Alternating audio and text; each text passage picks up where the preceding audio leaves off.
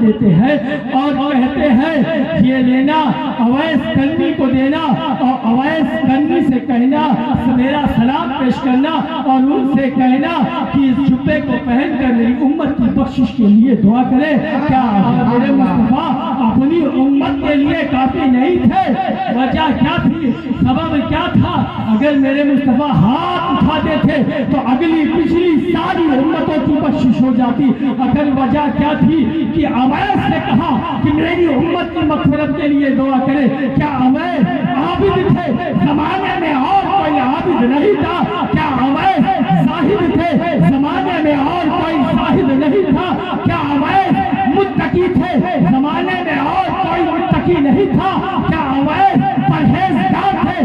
زمانے میں اور کوئی پرہیزگار نہیں تھا؟ قسم خدا کی جسے میرے مصطفیٰ نے اپنا جبہ دیا تھا وہ مولا کائنات وہ فاروق اعظم، ان سے بڑا عابد اور زاہد کون تھا؟ مگر وجہ کیا ہے؟ سبب کیا ہے کہ اویس سے کہا میری امت کی مغفرت کے لیے دعا کرے؟ اس کی وجہ اور سبب یہ تھی کہ جو عشق مصطفیٰ کی آگ اویس کے دل میں جل رہی تھی، اس بنا پہ اللہ کے حبیب نے کہا تھا کہ اویس سے کہنا میری امت کی مغفرت کے لیے دعا کرے۔ جب میرے مصطفیٰ اس ظاہری دنیا سے روپوش ہوتے ہیں، ہماری آنکھیں دیکھنے کے قابل نہیں ہوتی ہے، تو مولا کائنات فاروق اعظم کرن کی سرزمین پر جاتے ہیں اور جو ہے چھپا پیش کرتے ہیں کہ اللہ کے حبیب نے اپنا یہ چھپا دیا ہے اور آپ کو سلام کہا ہے۔ اویس کرنی نے کہا میرے مصطفیٰ نے مجھے سلام کہا ہے۔ حضرت فاروق اعظم نے کہا ہاں آقا دو جہاں صلی اللہ تعالیٰ علیہ وسلم نے آپ کو سلام کہا ہے۔ کہا جب میرے مصطفیٰ نے کہا تھا سلام کہا تھا تو کیفیت کیا تھی، سرور کیا تھا؟ حضرت عمر نے کہا کہ اگر اتنی محبت تھی تو ملنے کے لیے کیوں نہیں آیا؟ ملنے کے لیے کیوں نہیں آیا؟ حضرت اویس کرنی نے کہا آپ ملے ہو نا؟ ملے ہو؟ یہ بتاؤ میرے مصطفیٰ کی بھوے ملی تھی یا جدا تھی؟ میرے مصطفیٰ کی بھوے ملی تھی یا جدا تھی؟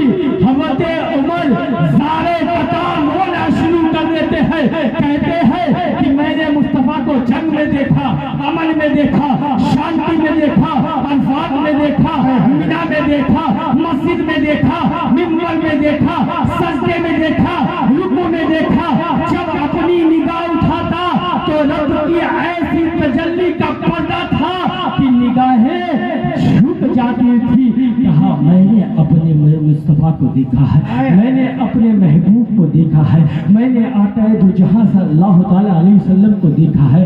اویس کرنی کہتے ہیں جب دور سے دیکھو تو بھوے جدا نظر آتی ہے، قریب سے دیکھو تو ملی ہوئی نظر آتی ہے۔ حضرت عمر اور مولا کائنات نے کہا اے اویس چھپا پہنو، رب کی بارگاہ میں دعا کرو کہ اللہ اس امت کی مغفرت فرما دے۔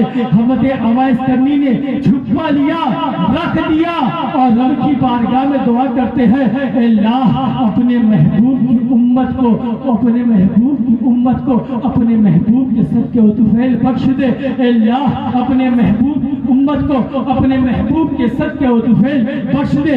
رب کی دریائے رحمت جوش میں آتی ہے، کہتے ہیں اویس کرنی جو ہے آدھی امت کو بخشتا ہوں۔ اویس کرنی نے کہا دریائے رحمت جوش میں ہے، اے اللہ آدھی امت کو اور بخش دے۔ آپ اپنے مرشد غوث اعظم کی شان تو دیکھیں کہ اللہ رب العزت ارشاد فرماتا ہے اے اویس آدھی امت تیری دعا پر بخشا ہوں، آدھی امت عبد القادر جیلانی کی شفاعت۔ سبحان اللہ، کیا کہنا ہے، بے شک حق ہے، واہ واہ واہ۔ آدھی امت عبد القادر جیلانی کی شفاعت پر بخشوں گا۔ اپنے مرشد کی شان کو دیکھیں جس کی غلامی کا پٹا ہماری گردن میں بندھا ہے۔ سبحان اللہ، قسم خدا کی کیا شان ہے، بندہ اندازہ لگا نہیں سکتا۔ اللہ رب العزت ارشاد فرماتا ہے، اللہ رب العزت ارشاد فرماتا ہے، آپ دیکھیں جب میرے مصطفیٰ لمکہ پر جا رہے تھے رب کہہ رہا تھا ادنو منی، اور قریب آؤ،